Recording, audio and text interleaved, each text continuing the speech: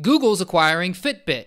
Now people are having a fit. In this next bit, I'm going to tell you how this all fits together. God, I hate myself.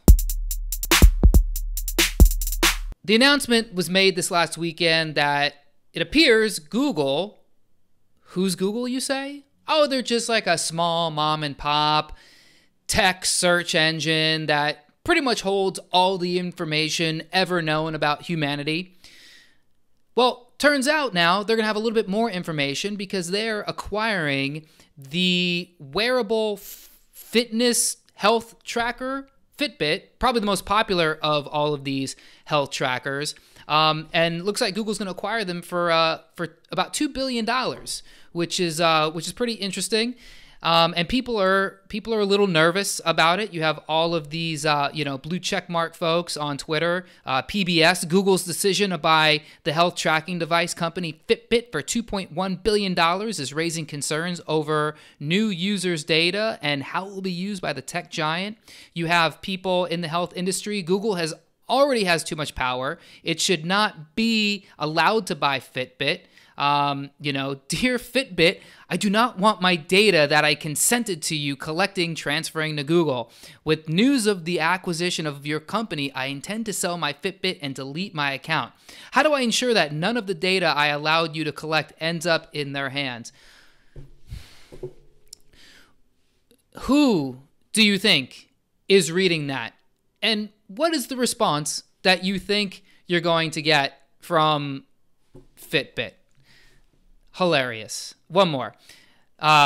This one's fun. This man tore as Fitbit explodes on his wrist, leaving him with third-degree burns. And you can see right there, ooh, that does not look... Is that it or is that it? I don't know.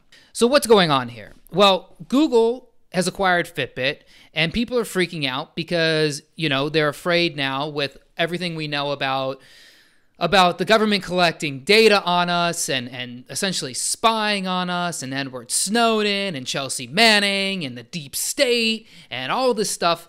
We're a little worried. We're a little precautious about what's going on with our data, especially people who have Fitbits who are, trying to be healthy, and, it's storing things like your heart rate and how far you're running and the steps you're taking and if you're, I don't know, swimming and jogging or whatever Fitbit. I don't even know. I've never worn a Fitbit, so I don't know exactly what it does and why it's so good. If you're a fitness person, I'd assume that it's a good thing to have. But if you own a Fitbit, this is not new information. Fitbit has had this ability to track you for a long time. I mean, that's what they do. They track all of your stuff. They track your heart rate. They track your heart rate variability, I believe. They're already tracking this stuff, and then they share it to you. But, we've already known that companies like Fitbit and other wearable companies have been collecting information on its users for years, okay? There's been a lot of information out there on this. You can look right here. There was a study done back in 2016, the promising future of healthcare services when data or big data analytics meets wearable technology. And, this is all about how your wearable device is already sending this data to, it's already selling your data. We already know this, okay? This has been happening for years, right?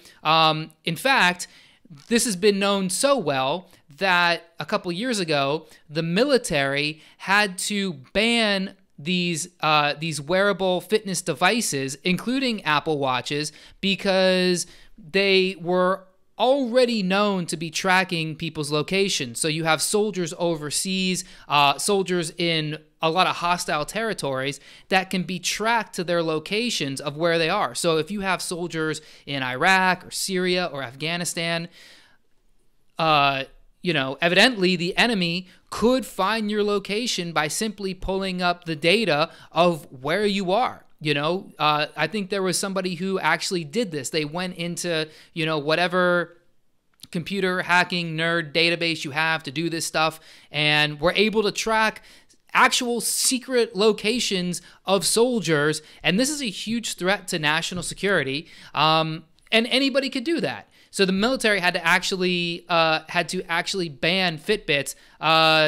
Last year is when this report was written. So this isn't new news. Okay, we've known that Fitbit is able to track all of this stuff, and there's no guarantee that they weren't already selling it to third-party vendors. In fact, this is all in their privacy policy. All of this stuff is already known of what Fitbit can and can't do. So if you have a Fitbit and you signed your agreement to put it on you, and you marked whatever box you had to get that software on the watch and then be able to upload it into your computer, you already signed this privacy policy. And if you haven't gone into your settings to change some of these settings, your information's already being sold. Okay, so you can see right here, part of the privacy policy, they communicate with you. We use your information when needed to send you service notifications and respond to you when you contact us.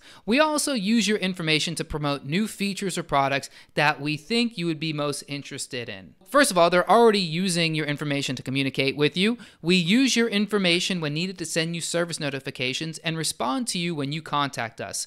We also use your information to promote new features or products that we think you would be interested in.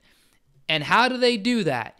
Because they already know what your heart rate is, they know what your heart rate variability is, they know how far you like to run, how far you like to walk, they know all the places you've been. So of course, their information is so optimized to deliver you the most targeted ads you could possibly get. For external processing, we transfer information to our corporate affiliates, service providers, and other partners who process it for us based on our instructions and in compliance with this policy and any other appropriate confidentiality and security measures. These partners provide us with services globally, including for customer support, information technology, payments, sales, marketing, data analysis, research, and surveys. Yeah, man, they are giving your information to people, to their affiliates, who can sell you more stuff based on this very valuable information that you have already signed away for Fitbit to give them. And now here's the last thing I want to show you. If you've been wearing a Fitbit for all these years and you are now just worried that this could be a slippery slope and Google might use this for evil, well, hate to break it to you, but it seems that Fitbit already had that put into their privacy policy.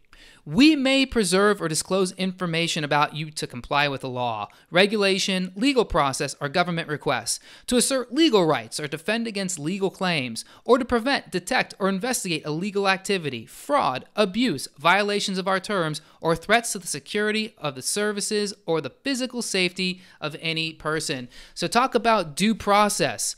If you are in any way under any kind of investigation, even though you know you might be innocent, even if you are 100% innocent, now Fitbit has the ability to give your information to law enforcement to officially track what you've been doing. So if you went on a long run one day and started to feel your blood sugar drop, you broke into a Circle K, you punched the guy at the front counter, you took a Snickers bar and you ran out just to raise your sugar levels, well, guess what? Fitbit has the ability to track that information and send that to the authorities. And they're not happy because your blood pressure is probably raising. So when it comes to all of these people who are now concerned that Google owning Fitbit is like this terrible thing that, is going to compromise your personal security or privacy, guess what? The second you put that Fitbit on your arm, you already allowed them to have all that information.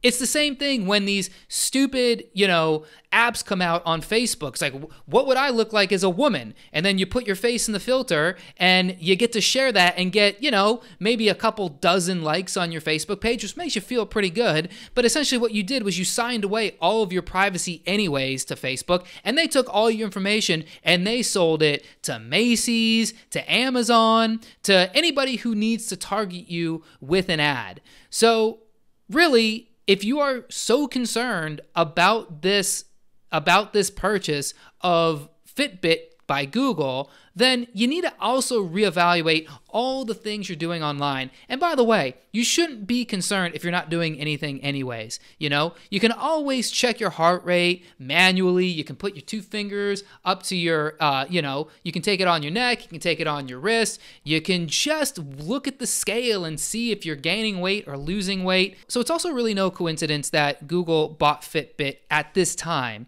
because Google has been making incremental steps into becoming a health information juggernaut. So if you look here, you can see that what Google is doing is they're building a search engine just for health queries. And according to this report on SEO Roundtable, it seems to be that what they're trying to do is build a platform that's the health equivalent of Google Flights. So if you go on Google and you type in, flights from Miami to Dallas, you're going to get basically the Google Flights platform. And it looks like what Google's trying to do right now is build a health query database just like Google Flights. And it's no coincidence that now that they're going to be owning Fitbit, they're going to be able to personalize this to you.